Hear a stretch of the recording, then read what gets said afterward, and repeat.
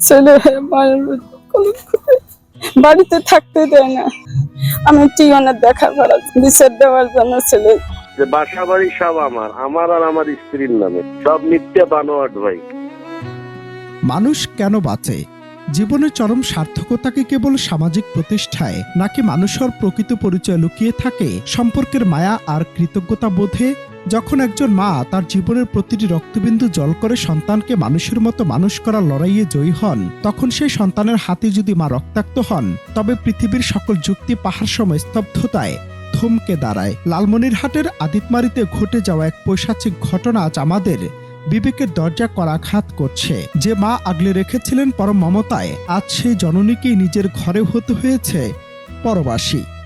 1 বছর থেকে আমার সঙ্গে অত্যাচার করে, মারধর করে। গ্রামবাসী, টাড়ি বাড়ি সবাই আসে, ডাক্তার, মেম্বার, চেয়ারম্যান সবাইকে আমি ডাকছি বিচারের জন্য। সে বিচারে আসে না, উল্টে আমার নামে আমার কলঙ্ক দেয়। ছেলে মায়ের কলঙ্ক দেয়।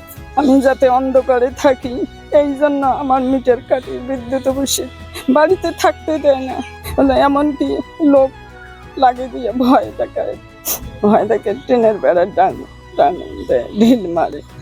আমি টিয়নের দেখা করার জন্য আসি, বিচার দেওয়ার জন্য ছেলে যাতে আমার সুষ্ঠু বিচার চাই আমি। ঘটনাটি আদিতমারি উপজেলার দক্ষিণ 32 হাজারি গ্রামের। মৃত জহিরুদ্দিন, যিনি ছিলেন একটি মাদ্রাসার শিক্ষক, তার স্ত্রী নুরুন নাহার আজ নিজ জন্মভূমিতে এক অন্ধকার প্রকোষ্ঠে দিন কাটাচ্ছেন।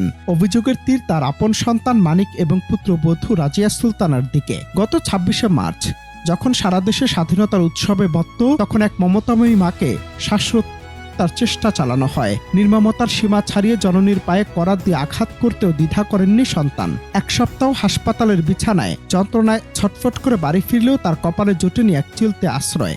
উল্টো বিদ্যুৎ সংযোগ বিচ্ছিন্ন করে তাকে ঠেলে দেওয়া হয়েছে নিকষ অন্ধকারে। শুনতে অবাস্তব মনে হলেও ছেলের বিরুদ্ধে এমন অভিযোগে রীতিমতো তোলপাড় জেলা জুড়ে। ছেলে মারধর করে, মনে করো যদি বাসায় থাকে আর কেউ অত্যাচার নাকে দেয়, ঢেলায়, মানুষ নাকে দেয়, ভয় দেখায়, মাসিক হুকুম দেয়, তা এসে ঢেলায় আর করলে ধরিয়ে নিয়ে মেজাজুল তুলে চললে মুড়ি ভেবে ওইলে করতে করতে ফের আবার আমার বাড়ি এসে আরম্ভ করছে। ছেলে হুকুম দিছে, ছেলে কেমন মার ডাঙায়, এটা তো কোনো আইনি নেই। এটা তো এখন উনি মৃত্যুবরণের পর ওনার স্ত্রীকে যে মারডাং করে এবং তা আত্মসাৎ করার জন্য নিটন এবং ওনার ছেলে যা করতেছে, এর জন্য আমি ধিক্কার জানাই এবং আমি আপনাদের কাছে এই বিচার চাই যেন ওনার আর এই পরবর্তী কোনো না হয়। শুধু তাই নয়, নিজের ঔষধ আর প্রেসক্রিপশনটুকু কেড়ে নেওয়া হয়েছে বৃদ্ধা মায়ের কাছ থেকে। প্রতিকার না পেয়ে অবশেষে আদিতমারি উপজেলা নির্বাহী কর্মকর্তার ধারে হাজির হয়েছেন অসহায় নুরুন নাহার। প্রতিবেশীদের চোখে মুখে আজ ক্ষোভ আর ঘৃণা, কারণ তারা দেখেছেন এক গর্ভধারিণীকে কিভাবে শারীরিক ও মানসিকভাবে তিলে তিলে শেষ করে দেওয়া হচ্ছে।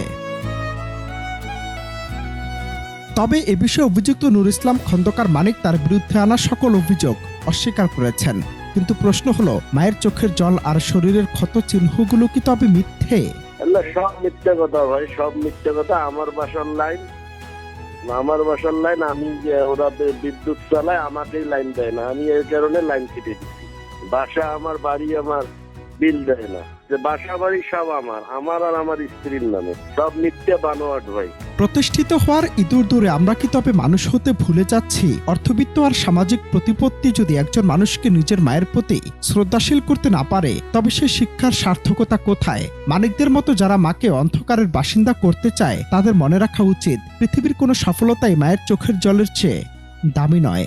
তবে ঘটনায় প্রশাসন বলছে, স্বচ্ছতার সাথে তদন্তপূর্বক নেওয়া হবে সকল ধরনের আইনি ব্যবস্থা। তিনি একটা অভিযোগ করে যে তার ছেলে নাকি তাকে প্রহার করে বা বিভিন্ন রকম ঝগড়াঝাটি হয়ে থাকে। উনি একটা লিখিত অভিযোগ দিয়েছেন, লিখিত অভিযোগ পেয়েছে। এগুলো অভিযোগ আমরা তদন্ত সাপেক্ষে পরবর্তী প্রয়োজনীয় ব্যবস্থা করব। অনন্ত হাসান মাসুদ, বাংলা টিভি।